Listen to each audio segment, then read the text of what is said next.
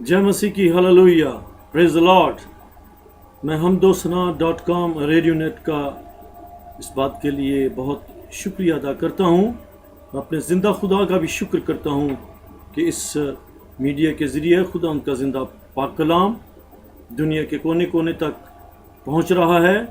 मैं उस पूरी टीम को मुबारकबाद पेश करता हूँ। आइए खुदा की बादशाही के मुतल्लिक़ आज सीखते हैं कि खुदा की बादशाही के मुतल्लिक़ अज़ीम खुदा उनका ज़िंदा पाक कलाम हमें क्या सिखाता है। खुदा उनके मुक़द्दस पाक कलाम को खोलते हैं मत्ती की अंजील और उसका 3 बाब और पहली 2 आयत में यूहन्ना बपतिस्मा देने वाले की मुनादी के मुतल्लिक़ लिखा है कि उन दिनों यूहन्ना बपतिस्मा देने वाला आया और यहूदिया के बियाबान में यह मुनादी करने लगा कि तौबा करो क्योंकि आसमान की बादशाही नज़दीक आ गई है। फिर यूहन्ना बपतिस्मा देने वाली की मुनादी के बाद खुदा यीशु मसीह ने खुद मुनादी भी शुरू कर दी और अगले पाक कलाम के 2 हवाले जो हैं मत्ती की इंजील 4 बाब 17 आयत और मत्ती की इंजील 9 बाब और 35 आयत में खुदा उनका ज़िंदा पाक कलाम हमें वाज़े बताता है कि खुदा यीशु मसीह ने खुद भी ये मुनादी की। यीशु ने बपतिस्मा लेने के बाद खुद मुनादी करना और ये कहना शुरू किया कि तौबा करो क्योंकि आसमान की बादशाही नज़दीक आ गई है। और यीशु सब शहरों और गांव में फिरता रहा और उनके इबादत खानों में तालीम देता और बादशाही की खुशखबरी की मुनादी करता और हर तरह की बीमारी और हर तरह की कमज़ोरी दूर करता रहा। अब हमारे लिए खुदावंद यीशु मसीह ने बादशाही के मुतल्लिक़ क्या हुक्म जारी किया है। मत्ती की इंजील 10 बाब और उसकी 7 आयत, मत्ती की इंजील 28 बाब और उसकी 19 आयत, मरकस 16-15 की आयत हम देखते हैं। और चलते चलते ये मुनादी करना कि आसमान की बादशाही नज़दीक आ गई है, ये खुदा यीशु मसीह ने अपने शागिर्दों को हुक्म दिया और आज हमें भी ये हुक्म है। बस तुम जाकर सब कौमों को शागिर्द बनाओ और उनको बाप और बेटे और रूहुल कुद्दुस के नाम से बपतिस्मा दो। ये खुदा यीशु मसीह ने हमें हुक्म दिया है। इसको इरशाद आज़म या हुक्म अज़ीम भी कहा जाता है। मरकस 16-15 में हमें ये हुक्म अज़ीम दोबारा मिलता है, पढ़ते हैं। और उसने उनसे कहा, तुम तमाम दुनिया में जाकर सारी खल्क के सामने अंजील की मुनादी करो। जो ईमान लाए और बपतिस्मा ले वो नजात पाएगा और जो ईमान ना लाए वो मुजरम ठहराया जाएगा। मत्ती की इंजील 24 बाब और उसकी 14 आयत में इस मुनादी के मुतल्लिक़ हम पढ़ते हैं, completion of this preaching of the kingdom of God. बादशाही की इस खुशखबरी की मुनादी तमाम दुनिया में होगी ताकि सब कौमों के लिए गवाही हो, तब खात्मा होगा। Praise the Lord. खुदा के इस जिंदा पाक कलाम में बादशाही के मुतल्लिक़ अब हम सीखेंगे कि कौन लोग खुदा की बादशाही में दाखिल हो सकते हैं या हम कैसे खुदा की बादशाही में दाखिल हो सकते हैं, जबकि हम सब जानते हैं कि ये जो हमें ज़िंदगी मिली है ये ज़मीन पर इस ज़िंदगी के बाद एक और ज़िंदगी है जो कि हमेशा की ज़िंदगी कहलाती है। उसी को हम खुदा की बादशाही भी कहते हैं, उसी को हम आसमान की बादशाही भी कहते हैं और उसी को हम अबदी ज़िंदगी भी कहते हैं। खुदा की बादशाही में या इस हमेशा की बादशाही के वारिस कौन होंगे। यूहन्ना की इंजील 3 बाब और उसकी 3 से 7 आयत में हम देखते हैं कि हम कैसे खुदा की बादशाही में दाखिल हो सकते हैं। यीशु ने उनसे कहा, मैं तुमसे सच कहता हूँ कि जब तक कोई नए सिरे से पैदा ना हो वो खुदा की बादशाही को देख नहीं सकता। निकोदेमुस ने उससे कहा, आदमी जब बूढ़ा हो गया तो वो क्यों कर पैदा हो सकता है? کیا وہ دوبارہ اپنی ماں کے پیٹ میں داخل ہو کر پیدا ہو سکتا ہے؟ یسوع نے جواب میں اس سے کہا، میں تجھ سے سچ کہتا ہوں، جب تک کوئی آدمی پانی اور روح سے پیدا نہ ہو وہ خدا کی بادشاہی کو دیکھ نہیں سکتا۔ جو جسم سے پیدا ہوا ہے جسم ہے، اور جو روح سے پیدا ہوا ہے روح ہے۔ تعجب نہ کر، میں نے تجھ سے کہا کہ تمہیں نئے سرے سے پیدا ہونا ضرور ہے۔ پریز دی لارڈ۔ اس کے بعد ہم اور حوالے دیکھیں گے کہ خدا کی بادشاہی میں کیسے ہم داخل ہو سکتے ہیں۔ متی کی انجیل 5:3 میں لکھا ہوا ہے، مبارک ہیں وہ جو دل کے غریب ہیں، کیونکہ آسمان کی بادشاہی انہی کی ہے۔ یہاں پر ہمیں خدا ان کا زندہ پاک کلام سکھا رہا ہے کہ وہ لوگ مبارک ہیں اور وہ لوگ خدا کی بادشاہ کے وارث ہیں یا داخل ہو سکتے ہیں جو کہ دل کے غریب ہیں۔ مبارک ہیں وہ جو راستہ بازی کے سبب سے ستائے گئے ہیں۔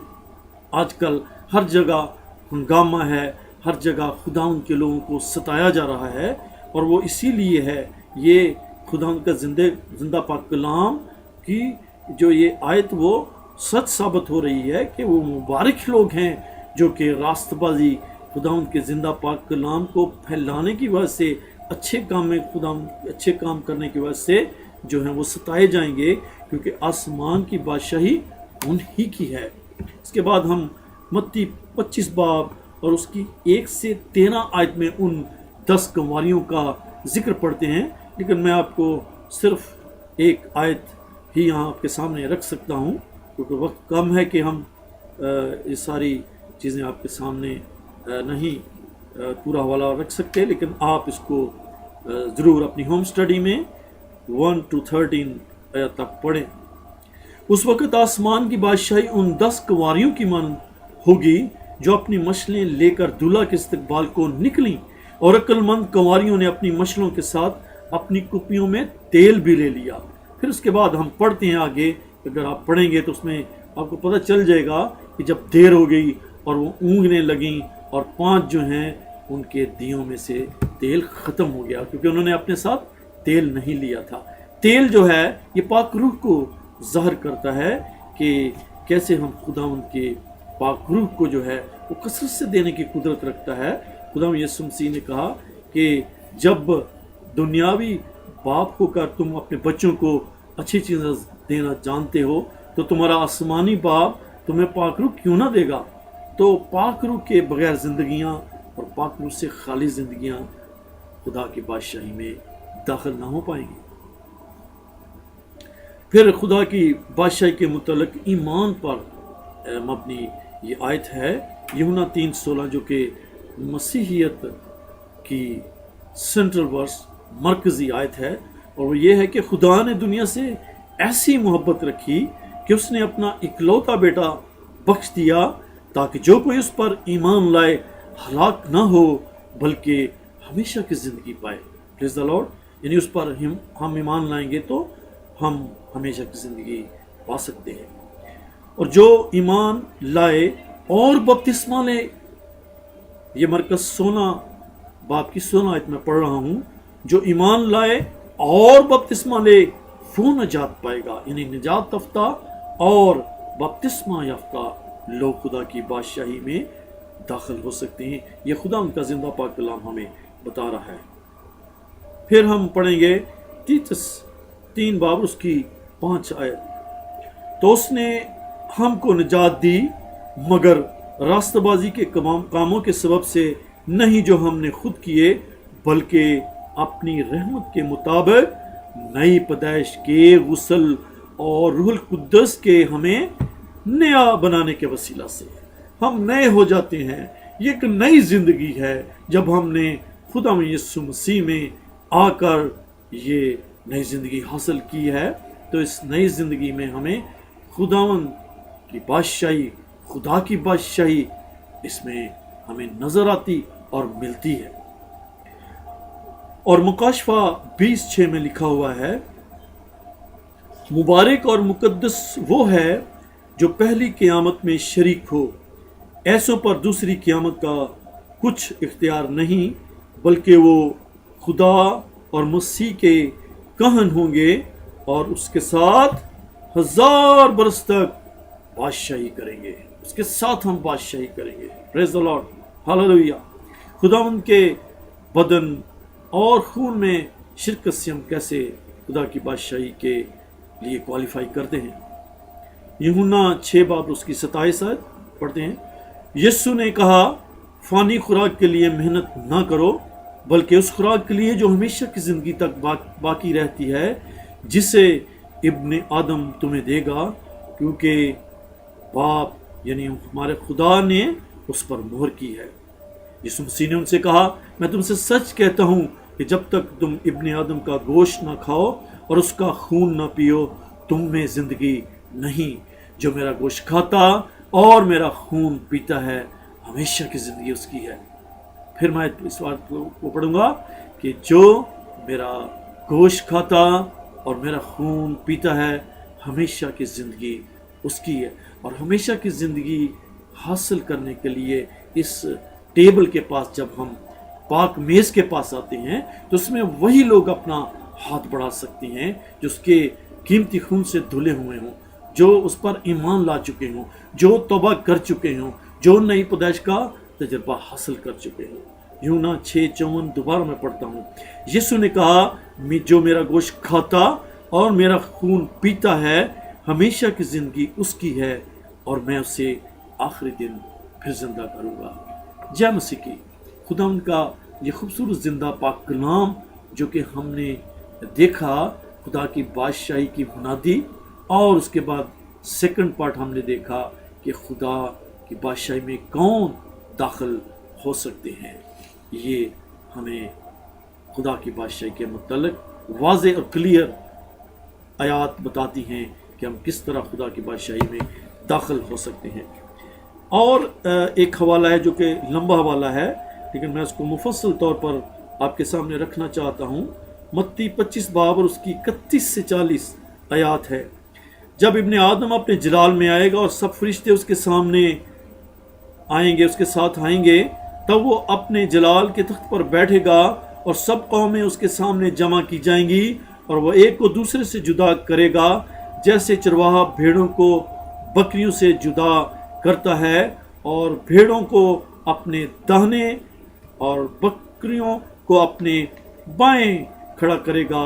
اس وقت بادشاہ اپنی داہنی طرف والوں کو کہے گا آؤ اے میرے باپ کے مبارک لوگو جو بادشاہی بنائے عالم سے تمہارے لیے تیار کی گئی ہے اسے میراث میں لو، کیونکہ میں بھوکا تھا تم نے مجھے کھانا کھلایا، میں پیاسا تھا تم نے مجھے پانی پلایا، میں پردیسی تھا تم نے مجھے اپنے گھر میں اتارا، میں ننگا تھا تم نے مجھے کپڑا پہنایا، بیمار تھا تم نے میری خبر لی، قید میں تھا تم میرے پاس آئے. تب راست باز جواب میں اس سے کہیں گے ہم نے کب تجھے بھوکا دیکھ کر کھانا کھلایا یا پیاسا دیکھ کر پانی پلایا؟ ہم نے تجھے پردیسی دیکھ کر گھر میں اتارا یا ننگا دیکھ کر کپڑا پہنایا؟ کب تجھے بیمار یا قید میں دیکھ کر تیرے پاس آئے؟ بادشاہ یعنی یسوع مسیح کے متعلق یہ بات ہے. بادشاہ یسوع مسیح کے لیے استعمال ہوا ہے جو کہ بادشاہوں کا بادشاہ ہے.